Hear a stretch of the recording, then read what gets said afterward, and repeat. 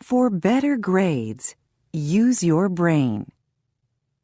If you're like most students, you probably started this new academic year with a resolution to study harder. Now science can help you keep your resolution. Recent discoveries in brain research point to better ways to learn. How does the brain save new information? Think of the last time someone told you their phone number. Could you remember that number 5 minutes later? Probably not. That's because it was in your short-term memory. Our memory actually has 3 components. Sensory memory takes in information from our 5 senses and is stored for just a few seconds while our brain processes it. Short-term memory works like a holding area for new information. That's where you keep the phone number while you dial it. But if you can put the phone number into long-term memory, you'll remember that same phone number next week. This part of your memory holds everything, from irregular verbs to the names of all your cousins. When you study, you transfer new information into long-term memory.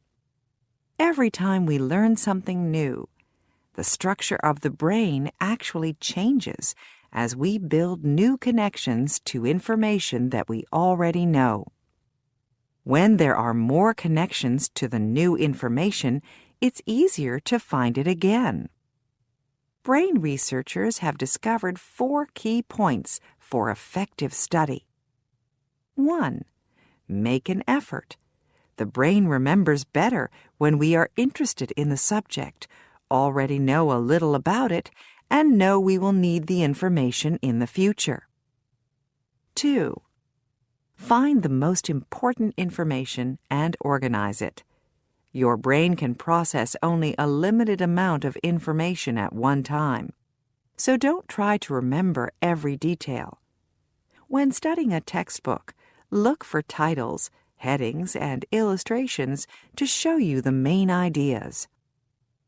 3. Make the new brain connections stronger. One technique is to recite the ideas out loud in your own words. This is the most powerful way to transfer information from short-term to long-term memory. Another method is drawing a picture of the information to activate the visual part of the brain. 4. Give the new material time to soak in. Your brain has to build new physical connections.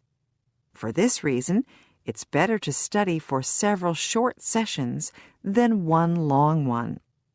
And cramming the night before a big test doesn't help.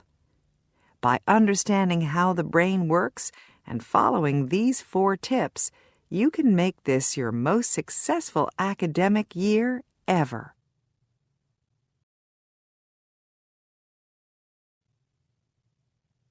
Oh no, not another test. Think about the last test you took. How much of what you learned for the test do you still remember? Many people take tests to pass a course or get a promotion, but they often forget the information afterward. This is especially the case for people taking large international tests like TOEFL or IELTS.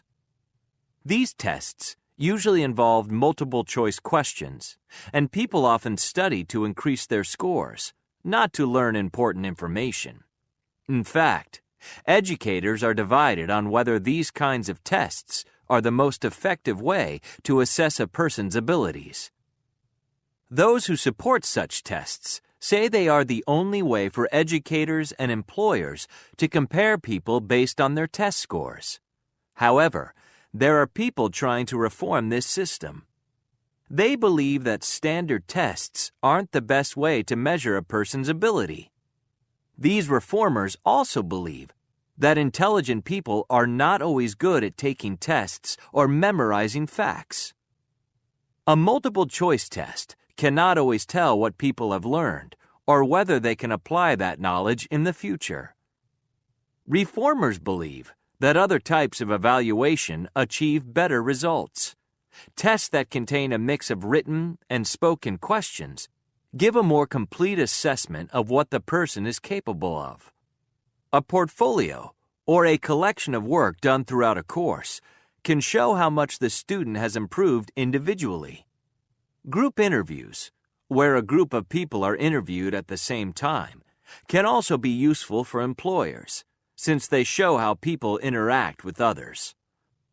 Alternative educational institutions such as Montessori and Waldorf schools don't believe that education should be focused on testing. At these schools, the classroom is very relaxed and free, with students learning from each other as much as they learn from teachers. Some of these schools even allow students to choose what they study. Teachers create activities designed to let students show their abilities or knowledge of a certain subject. In these schools, the focus is on learning by experiencing and doing things. The debate on testing continues, and educators have yet to find a perfect method of evaluating learning. Until that day comes, old test methods will be used, and new test methods will continue to develop. But one thing's for sure, testing will continue to play an important part in all our lives. So study hard